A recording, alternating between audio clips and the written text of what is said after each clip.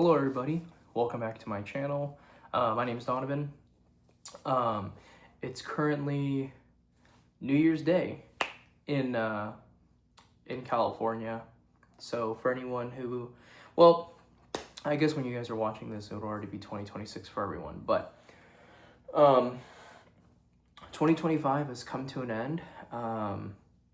It just turned midnight about probably a few minutes ago. And so I thought it'd be a perfect opportunity for me to sit down and record a video.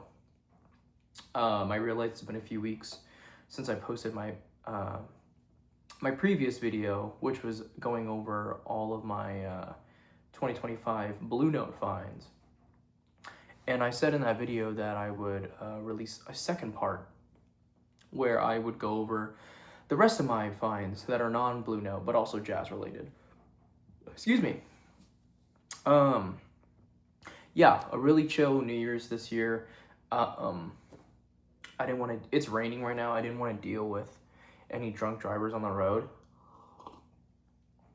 And, you know, I don't want to do that. So, I'm currently, just at my home.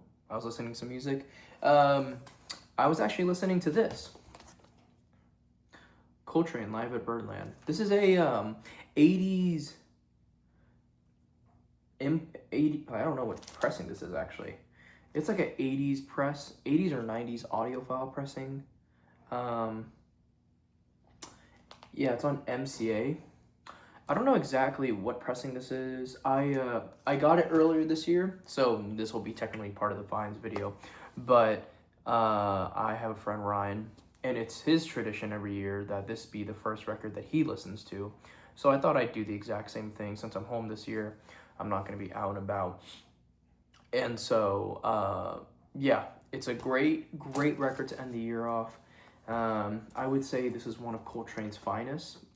One of my favorites from Coltrane. I probably would say this might be my favorite Coltrane title.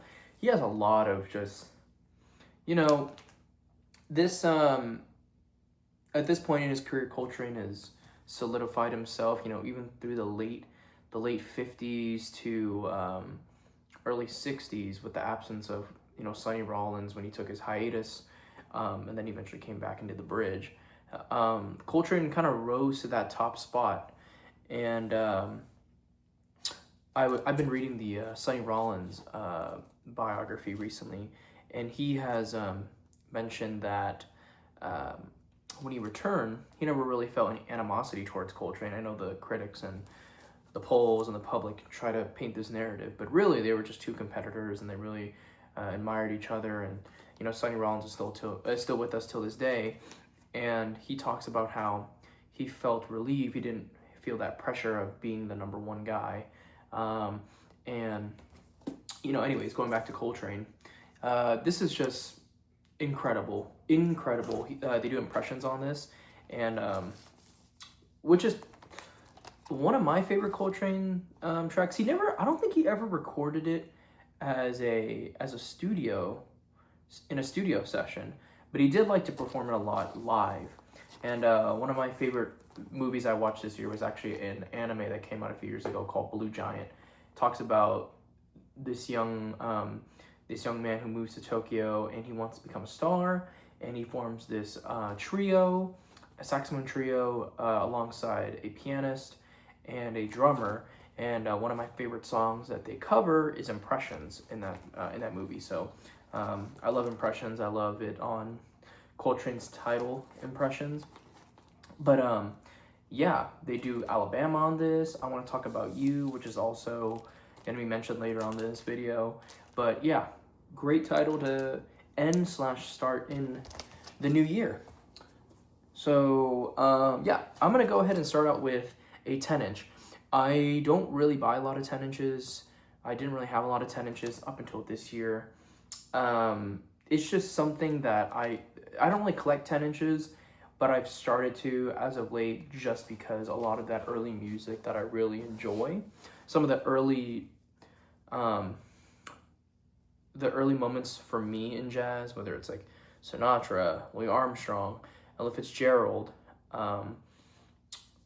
who else? Oscar Peterson, Lester Young, Um, a lot of those earlier, 40s to 50s artists, a lot of them put out 10 inches. And this is one that I listened to early on when I was a kid. And I didn't even know that it was jazz at the time. I just thought it was just beautiful music. And so luckily I found a different pressing of this. I found the EP, which has two 7 inches, but this is a 10 inch. And this is Louis Armstrong's Satchmo Serenades. So this is on Decca, you guys can see. Obviously it's mono, it's from 52, I believe. Yeah, it says 52 on this. I got this at Folk Arts Rare Records, which is in San Diego. It's in North Park. So if you're in San Diego, I'd recommend checking it out. It's one of the, probably the most historical record store in San Diego. It's not my favorite just because I try not to go there as often. I don't go there as often just because the prices tend to be on the more high side. It's a lot in terms of just sheer quantity, and so it's sometimes hard to dig through, but they do have great stuff. If you want rare stuff, I would check out that. They also have a store in a speakeasy called Part-Time Lover. It's like a speakeasy bar, like listening bar. And a lot of the grails and a lot of the more desirable first pressings, desirable reissues nowadays, especially like Japanese reissues of like J-Jazz and like city pop stuff, tends to be in their location of Part-Time Lover. So I would highly check it out. Really nice space. But this one is one of my favorites. I've been looking for this for years. Never thought I'd find it in person. It's just something that it's not expensive, but it is rare to find. And so yeah, this is a great one. It has La Vie en Rose on here, famous track. Let's see, A Kiss to Build a Dream On. Those are the two tracks that those are my favorites, and those are the two tracks that got me into this album, 10-inch EP, I don't know. But yeah, really, really good one. So that was from Folk Arts. Okay, the next one, or these next three are actually, these are ones that I got on eBay, which is kind of a boring thing, but, oh, no, not eBay, sorry. These three I actually found in person. So these ones are a little bit cooler because I found them in person. But I had the opportunity to go up to the Bay probably late September of 2025. So a few months ago, I went to go visit just because I have some friends who just moved to SF. And I had a friend, she's going to school in Berkeley, and she has an apartment in SF with a bunch of her friends. And so a bunch of my friends and I, we decided to go up there and meet up with them, stay with them for a few days. And I had some time, like throughout the trip, just pockets of time here and there where I'd go dig. I did go through some stores in SF. I went to Discodelic, which if you like a lot of Spanish music, salsa, cumbia, any like Latin American music, you find it there. 45s, LPs, just great. And then I also went to Cantina. I didn't get a chance to go to Tunnel, so that was a shame. But I did go to a few stores. I didn't buy anything in SF just because I didn't want to. I was kind of iffy on some stuff, and I didn't want to spend all my money in the beginning of my trip. But I went to Oakland in East Bay, and I met up with Trent's Records. I think he's from Portland, I believe. Yeah, he's from Portland, I believe. So Trent's from Portland, and he drove down, and he had work, and so he drove down, and we met up one day, and we went to two stores. We went to Hercules in Berkeley and Lloyd's in Oakland. I believe Hercules is in Berkeley. I think it's in downtown, South Berkeley. But I bought 3 records. So I bought one at Hercules. So this is the first one I bought. This is A Matter of Conviction. A Simple Matter of Conviction, sorry. Really love Eddie Gomez and Shelly Manne on this. Bill Evans is just great in general. I love Shelly Manne. Eddie Gomez is great. I think Eddie Gomez is kind of unfair, just because it's kind of hard to fill that void of Scott LaFaro. I know Bill Evans after Scalafaro, he went through Eddie Gomez and Chuck Israels, and I believe Eddie Gomez stayed with him for a number of years. I believe it's Eddie Gomez. I don't think it's Chuck Israels. But Shelly Manne, amazing drummer. When I think of Shelly Manne, I think of like West Coast, super just just a really open-minded, progressive guy. He played with Sonny Rollins, played with Ornette Coleman. So, just kind of both ends of the spectrum, really. Super open-minded guy. Love his music. I think a lot of it is on contemporary, some Riverside stuff too. But this is also a great one. I've been trying to find this. I've actually never listened to it prior to owning this, just because it's something that I just kind of want it to be a surprise. But I've seen it in the past for well over like $50, which is kind of ridiculous. And a lot of times they were in like probably VG minus condition. This is a pretty nice copy. I found it at Hercules for about 20 or 25 bucks. So that was my first find. I know Trent found some stuff. I can't remember exactly what he found. God, I can't remember off the top of my head. But afterwards, we took the BART, which is like the Bay Area like railroad transit system. So we took the BART from, we walked to the BART station, then we went to Lloyd's. And Lloyd's is great. Lloyd's is awesome. I believe the guy who owns it, I don't know, I'm pretty sure his name's Lloyd. I think he's from Philly, or he's from the East Coast, and he made his way over here. And that store is great. There's a cat that I think it's like the shop cat, but there was a cat there. It was super cute. And Lloyd's has a lot of great stuff. They have a lot of memorabilia and like jazz ephemera on the wall. Like they have a bunch of posters and stuff, which is kind of cool. Their wall is really nice. They have a lot of kind of the more sexy, more desirable titles nowadays, like Indian Navigation, Black Saint, Muse, those types of titles. And so that was really cool to see. But they also had a lot of good Blue Notes, and I picked up some really cool titles that I've always wanted. So prior to this trip, I actually picked up Red Beans, Jimmy McGriff on Groove Merchant. I found that at a local store called Beatbox. And then on this trip, like literally like probably a week or two later, I found this. Groove Grease, Jimmy McGriff. This is funky. I think when I first started collecting jazz and I got into jazz, I think organ, and to a lesser extent vibes, it was just weird to get into. I think flute is it was easier for me to get into, but organ was just kind of hard for me to get into. It was a little bit difficult.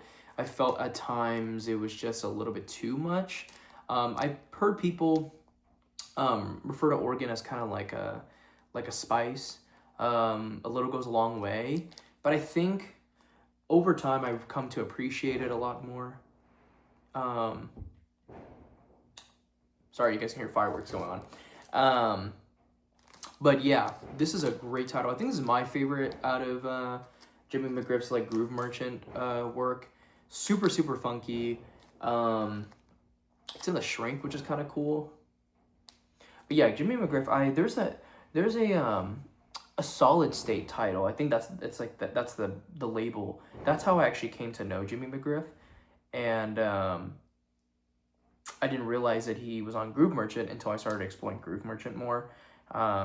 There's a Buddy Rich title on there. It's like a big band fusion, like jazz funk record. That's pretty cool. It's like him in a race car. That one's really cool. That one's also pretty cheap too.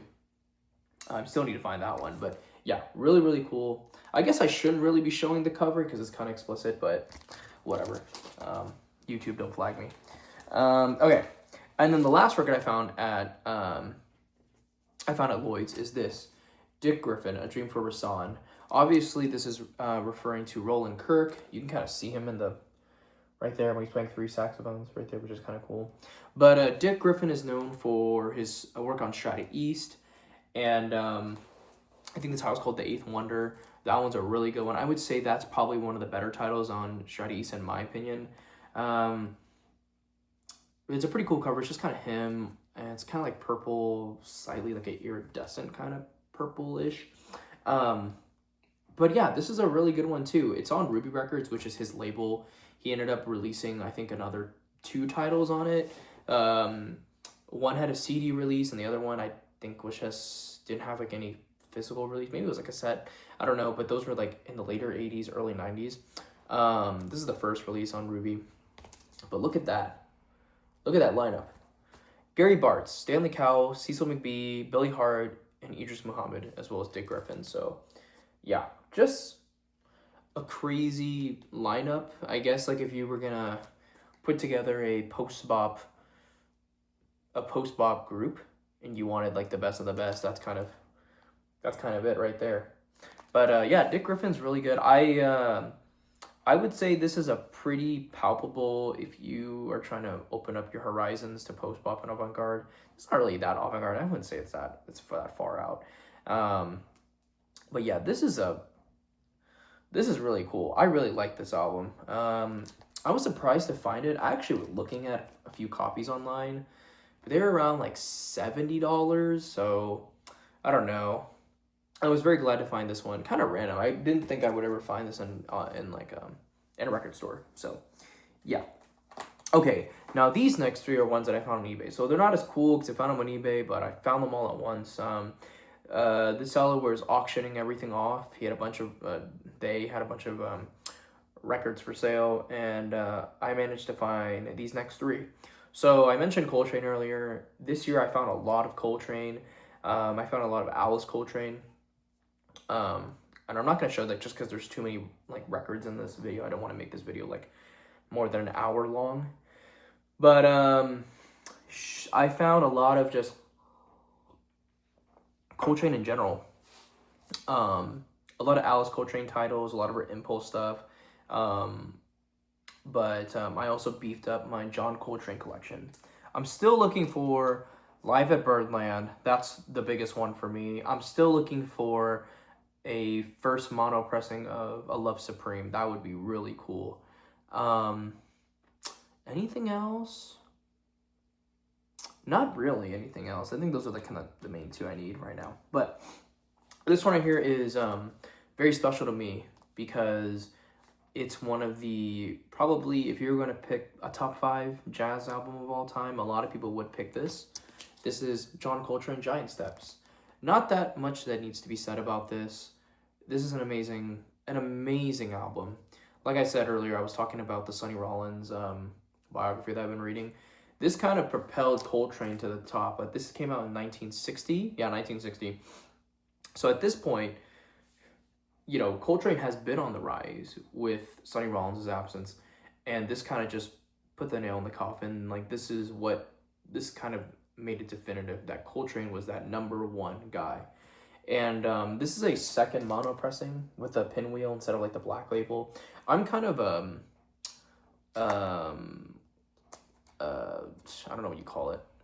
I don't know what the word is, but I just prefer this label because it looks cooler. So maybe like materialistic, I don't know, or like God, my brain's not working right now. But yeah, I really like this. This pressing doesn't sound that great. I'm kind of curious to see if, like, if I had, like, the mono box set, what it would sound like. But, yeah, I think I think Tom Dowd. I don't really like the way this sounds all that much. But, it's a pretty clean, my copy's pretty clean, so, and also the music is just amazing. You know, they play Giant Steps, Cousin Mary, Mr. PC, Naima. Like, dude, this is just, like, standards in the Coltrane songbook and repertoire. Okay, next one. So I mentioned Coltrane earlier. This is another title that I bought. This is Soul Train. I got this as well as from the same seller on eBay as the Giant Steps. This is a first mono pressing. I've been after this one for a while.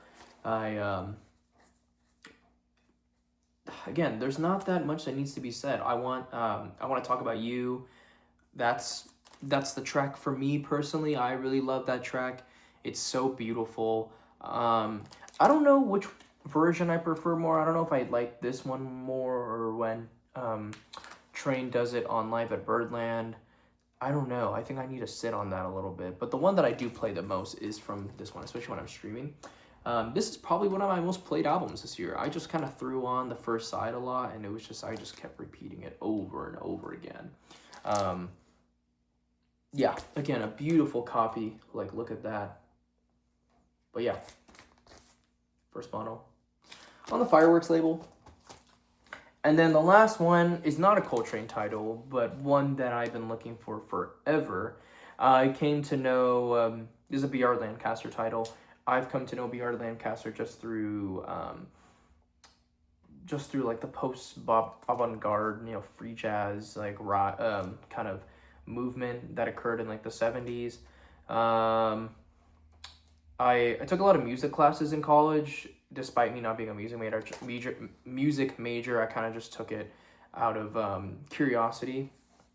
And one of the classes I took was this Afrofuturism class by Professor King Britt. He's like a producer out of Philly, and early on he did a lot of work with, you know, a lot more hip-hop, conscious rap. He did some electronic music. Did some work with Madlib, which is pretty cool. And he was talking about the Philly movement and how when he was a kid, he actually grew up going over to Sun Ra's house and listening to him and his orchestra perform, because his aunt was really good friends with Sun Ra. And he talked about how influential that was and how all those Philly guys were super influential. And, you know, just the influence that those guys had on music was just incredible. One of the most prominent figures was Ahmad Jamal. He had a collective, He had a record with a group called Sounds of Liberation that's really popular. That's like a multi-$1,000 record. But this one's also one of my favorites. This is B.R. Lancaster. It's Not Up to Us. This one has a lot of, you know, flute on it, which I love. It's on Vortex, that Vortex label. But yeah, here, I'll show you guys. I actually have a few Vortex titles. There's a Clifford Jordan one that I found this year, which is kind of cool. I need to give that a listen. I haven't listened to that in a few months actually since I bought it.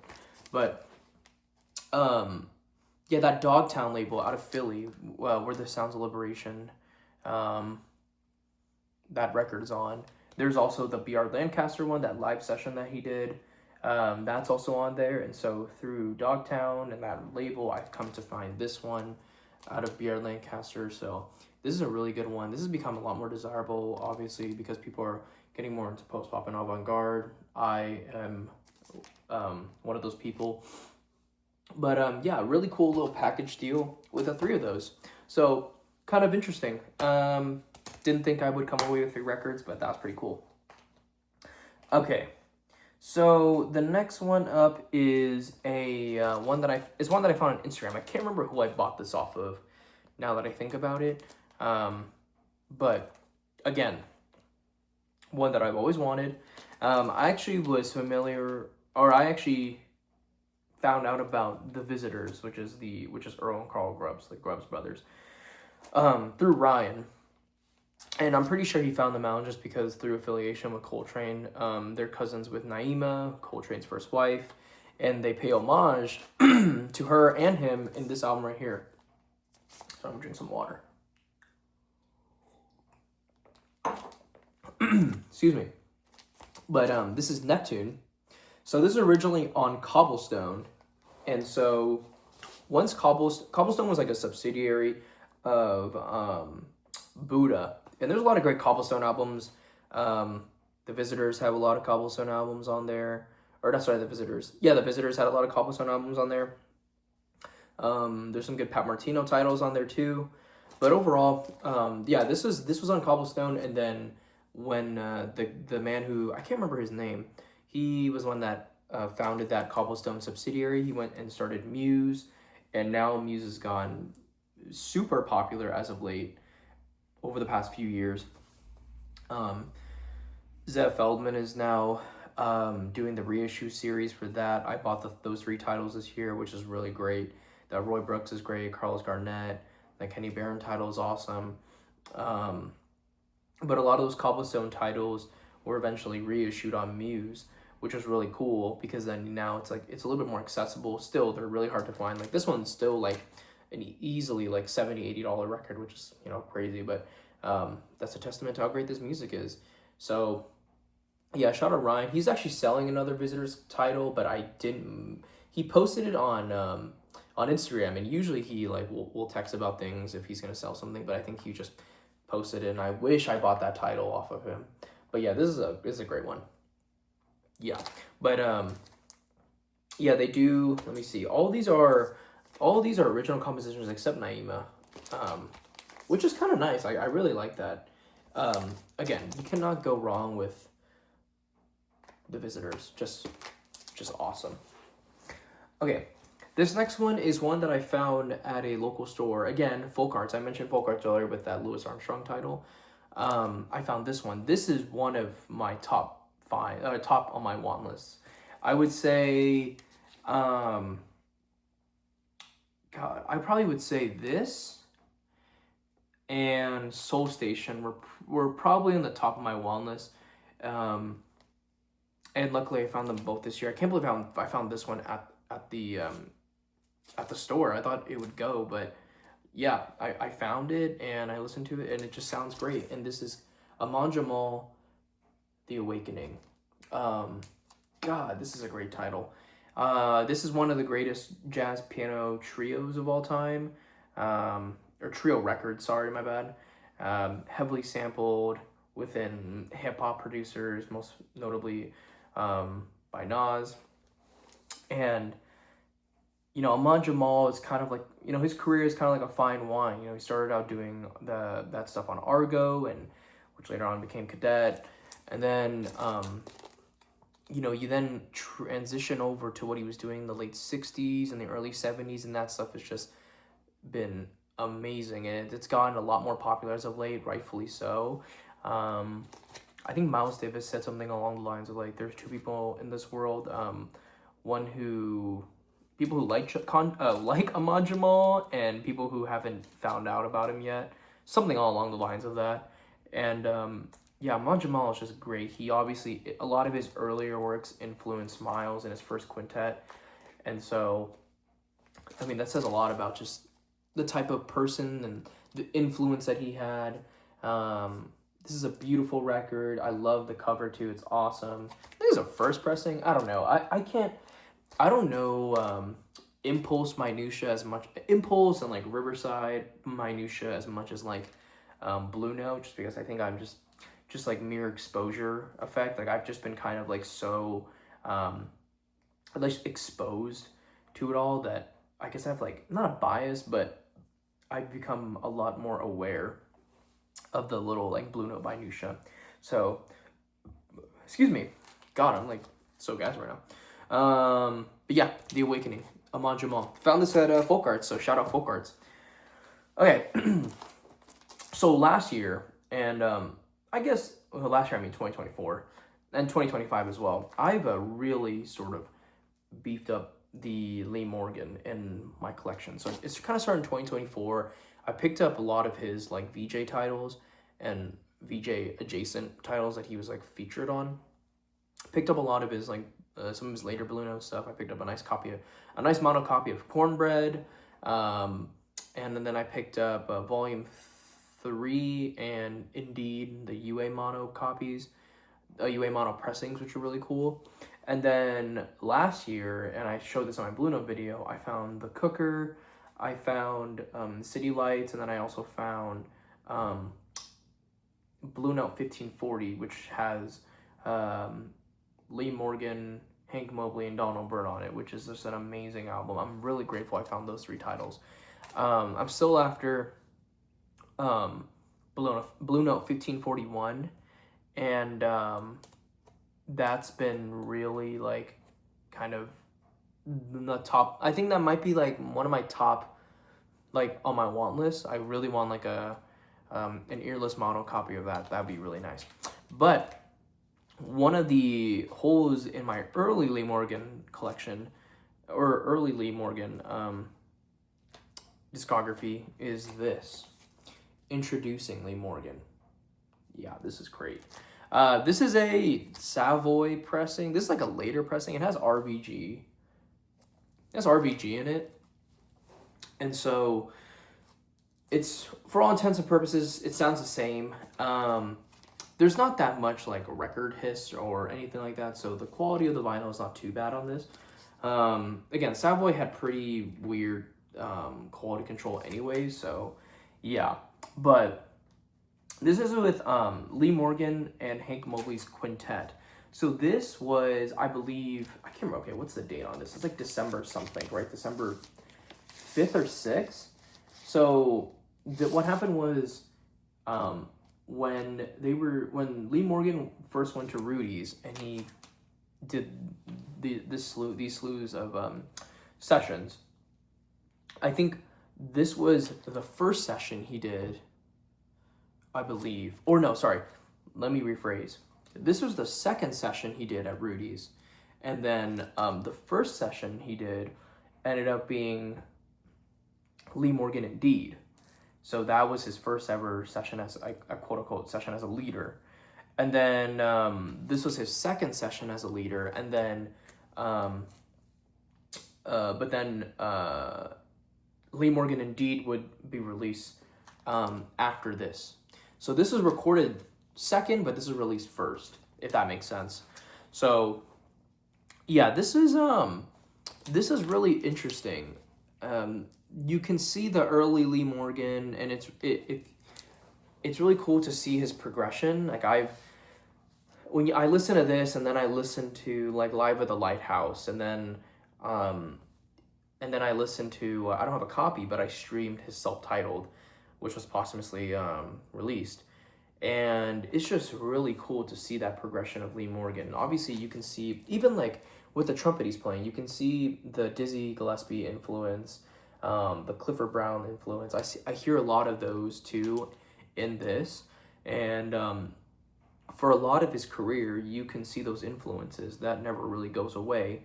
But as we get into the mid to late 60s, you see Lee Morgan sort of form his own identity, and it's really cool to see that early on he was kind of fell back on those characteristics, but he still had like that raw talent that we know he has. So this is a really cool one.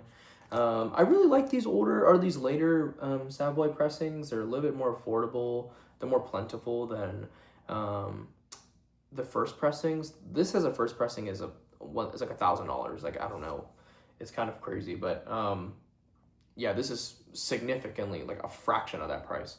So yeah. Really, really cool. I found that not too long ago. I think I found like a few months ago. So that was a really cool find to wrap up 2025 with a really cool Lee Morgan title. So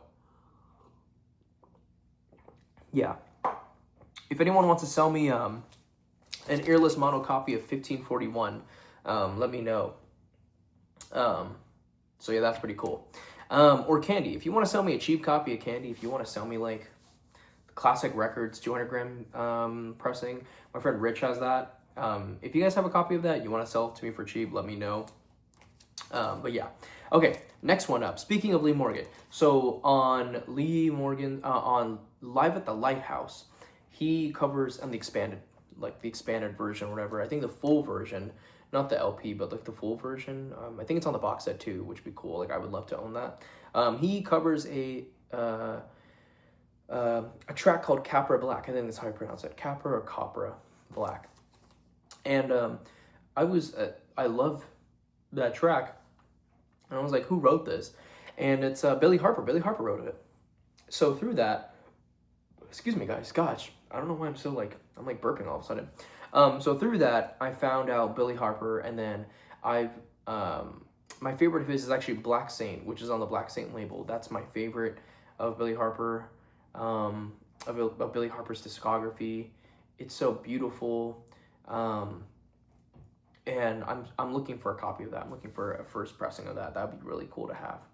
But Billy Harper also has a title on Strata East with the same name as that track, Capra Black. And yeah, this is so cool. Like, uh, I would say this is. I wouldn't say it's like underrated because a lot of people collect Strata Easts are into this, but I don't really hear Billy Harper talked about enough. I saw a post of his actually, not to get political, but um, I think he was supposed to perform at the Kennedy Center, and or somewhere in New York, and he said, "I will not perform there because I would never want to honor the person who's our president right now." And so, kind of based. Billy Harper's kind of based for that. Not even gonna lie. What a fucking legend. But anyways, yeah, Billy Harper. Um, really cool. Billy Harper follows me on Instagram. I did not know that. I actually follow him on Instagram, and then one day I was just like, I saw him comment on something, or maybe he liked like a post on Instagram, and then I clicked his account, and then I saw that he followed me, or I just like clicked on his following, and I saw that he followed me. I was like, dude, this is awesome. Um, and so that's pretty cool. So shout out Billy Harper. And what a fucking cool cover, dude. Jesus. Yeah, but anyways, really nice Strata East pickup. I've kind of like held off on Strata East just because it's getting a lot more expensive. I kind of like pick up the stuff that I really want. There's a lot of weird stuff on Strata East, so yeah, I'll kind of leave that to you guys. And a lot of the weird stuff tends to be like the ones that are like a little more expensive. But yeah. Anyways, this one right here is one that I picked up recently. I picked this back up in November, I believe. My local store, Beatbox, which I mentioned earlier, had their anniversary sale. So last year was their 10-year anniversary in 2024. I didn't get a chance to go to that, so a lot of the titles because it was like their 10-year anniversary, the owner Bernie put out a lot of good shit, a lot of jazz. This year he kind of put out less stuff. Also, it was raining that day, and so he kind of like held off a little bit. But he still put up some really quality stuff. I picked up some really nice 45s from him. So, and then I picked up a local San Diego disco. Oh, you guys can hear the fireworks. I also picked up a local like San Diego disco boogie record, which is really cool. But the crown jewel of what I found was this. I actually looked at this and then kind of just like glanced away, and then I realized this is. Well, I'll just show you guys. It's Rickey Kelly, My Kind of Music. And then I saw Rickey Kelly. I was like, that sounds so familiar. And Rickey Kelly has a title on Nimbus West. Rickey Kelly is a local, like, from LA, I believe, or Southern California. He did a title on, Jesus Christ, there's so much fireworks. He did a title on Nimbus West, which is really good as well. I would highly recommend you guys check that one out. But I would say I like this one a little bit more. Maybe it's just because, again, recency bias and, again, mere exposure. I always like to say that because I talked to my friend Rich about this, about, like, liking things just based on principle. Like, maybe I like this just because I bought it and I have it. Maybe that's why I like it more. But, yeah, this is really good. This has a young Diane Reeves, like, pre-Grammys Diane Reeves. It also has, like, Adele Sebastian on it, which is kind of crazy, you know, like, Adele Sebastian died when she was, like, 26 or 28 maybe.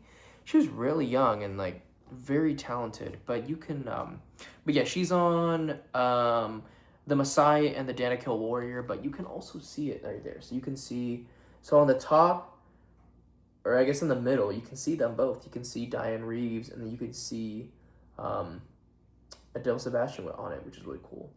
And also Billy Higgins is on this. He's on the drums, which is awesome. Like, amazing. But yeah, Rickey Kelly is great. If you love Bobby Hutcherson and you love kind of like that later Blue Note stuff, highly recommend this. This is great. Stream this on YouTube if you guys can. Yeah, I just thought it was crazy that Diane Reeves is on this. That kind of blew my mind. I never knew that I never really kind of like looked into her earlier works. But yeah, really, really good. Check this out. Highly recommend it. Killer. I think the Belize is my favorite, or the Danica Warrior. Or even like the Messiah is also really good too. But if you like vocals, check out the Belize. Okay. These last three are ones probably my favorite, probably like my favorite find in a while. Finds in a while. So the record store, which will be named nameless, just out of respect for the record store, they don't really sell these jazz records right now, but and also a really good relationship with the owner, and I don't want to like have him bombarded with like messages or whatever.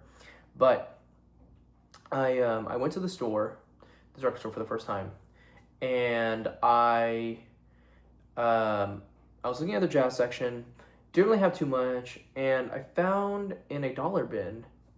I thought it was a dollar bin. It actually wasn't. It was just like an area they didn't price any records out. I found a bunch of like Lexington Ave, Jimmy Smith titles.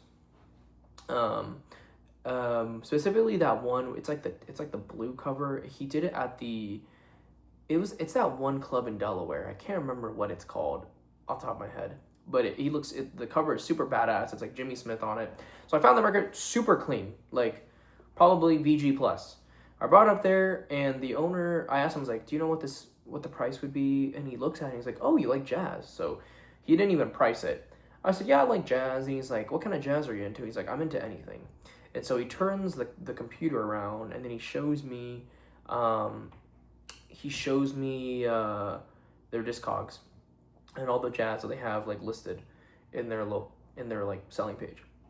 And so I decide to just scroll through it, and I was like, oh, you have a lot of good stuff. And all of a sudden he's like, you know what, do you have time right now? I said, yeah, I have some time. Why? He takes me to the back of the store, takes me up to this attic, or it's like a storage space. It's like a massive storage space, like crawl space above. And he says, well, I just got this whole jazz collection in. And and we haven't cataloged it yet. And it's a bunch of jazz, it's a bunch of funk and soul, it's a bunch of amazing local gospel. And he said, if you want to, go ahead and dig. And I think I dug there for like 4 hours. And I found just some of the greatest. This is probably the best jazz collection I've seen in the wild. And it was just incredible, amazing. Like, there were like tons of Coltrane, tons of Impulse titles, tons of Alice Coltrane, tons of Strata East. What else? I'm trying to think. Like, they had Al Green's first record there, like just sealed, which is insane. They just had amazing stuff. They had like sealed blue notes, like Liberty titles, like near mint blue notes for sale. Dude, they just had a ton of stuff, and I ended up picking up a lot of like some of it. There's some stuff that I didn't end up showing in my last video that I picked up too. It was just too long, so I didn't want to do that. And so the next 3 are all titles that I found. I found about like 10 in total, but these are the 3 that I want to show you guys. So first one is Doug Carn, Infant Eyes. Black jazz, classic. I think my friend Ryan actually got to meet Doug Carn, which is really cool. Was it Doug Carn? I believe it was Doug Carn. But yeah, that's really great. Black jazz is just so hard to find, even on the West Coast. It's an Oakland-based label up in the Bay, but it's just, even over here you can't find it. I assume it's like the same thing in Detroit or in like the Midwest when, like for Strata or Strata East titles, it's just like you can't find it. But Doug Carn, really, really cool. They cover, what's that? They cover, what's that McCoy Tyner title? What's it called? Oh, Passion Dance. Yeah. Yeah, really, really cool. If you don't like vocals, I'd probably avoid this. You can give it a try. I was indifferent about it at first, but I actually really enjoy it. I know some people are kind of like hit or miss with lyrics and vocals, but yeah. Sorry, I'm going to speed this up because it's been 45 minutes. But this next title is one that I've always wanted to find. So shout out Ilya. Ilya is actually friends with Trent. They live in the same area. Ilya Pisman. Ilya is a great guy. He just super courteous. He sent me records in the past. He sent Ryan a lot of records in the past through really, really great stuff. But he introduced me to this record because myself and Ryan, we started this challenge a few years ago called the Local Legends Challenge on Instagram, and basically you post a record from an artist in your area. So obviously it's a little bit easier in America because, you know, jazz is just more prevalent here. Artists are more prevalent here. So area is subjective, so it can be your own city, state, county, country, province, whatever. And so he posted this one because Leroy Vinegar is from Portland, which I didn't know. I thought Leroy Vinegar is from like LA, just based on like his work in contemporary. So I guess I kind of assumed that, like same thing with like Art Pepper, but I didn't know that he's from Portland. So I found this in that little attic as well. Leroy Vinegar, glass of water, sorry. This is just great, like modal, just like piano, and oh my god, this is just, it's just so great. He has another title of his on the same label called Legend Record Co. This is another one. There's 4 in total. The other Leroy Vinegar album is just as hard to find. I've never even seen anyone have that. Yeah, I wish this was on more streaming platforms. And I don't know if it's been reissued. It has been reissued. I remember like a few years ago, but I don't know if it's from like the original master tapes. But golly, this is like a really hard record to find. It's beautiful. If you like Leroy Vinegar's earlier work, I would highly recommend this. I really like this. I really like Leroy Vinegar because he's just not too like abrasive, and he's not so out there. I guess kind of like in comparison, like something like a Mingus. I love his earlier work, but this is like a great kind of like contrast to some of the stuff he's doing like contemporary. So yeah, Leroy Vinegar. God. All right, and the last one, I mentioned Strata East earlier. So in 2024, I picked up one of my biggest ones, which is Clifford Jordan Glass Bead Games. And so Clifford Jordan actually did a earlier title previous to that on Strata East, and that was called Clifford Jordan in the World. So this is a first pressing. When I found this, it was in the shrink with the price sticker on it. It said like, I think I still have it in here actually. I'll show it to you.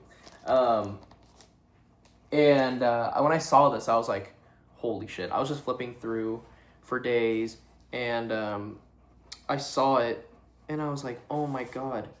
Here, I'll just find it. I'll take it out for you guys. I found it in there, and at that point, I already had about like a stack of 100 records that were interesting. And so I immediately thought, okay, I'm putting all this stuff back. So here it is, I guess. $199 or $198. That was the price sticker, which is kind of insane. But yeah, I had a huge stack of records that I found just like digging in those boxes. And I immediately thought, okay, well, I guess I have to put all of these back because I need to buy this record. There's no way I'm leaving this store without this record. I love Clifford Jordan. I love his early work on Blue Note. I mentioned earlier, I also found that title on Vortex. And I found that Glass Bead Games. I found a first Japanese press, which is really cool.